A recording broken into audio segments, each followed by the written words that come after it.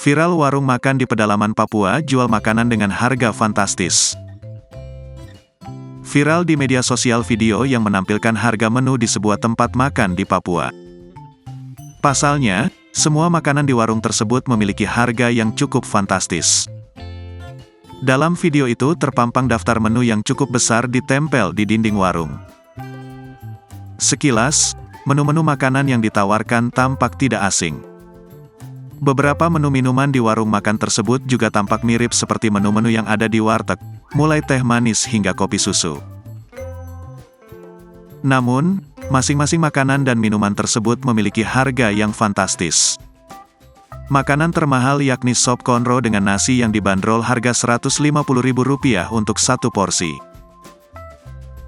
Lalu, nasi goreng dan ayam lalap dibanderol harga Rp140.000 per porsi.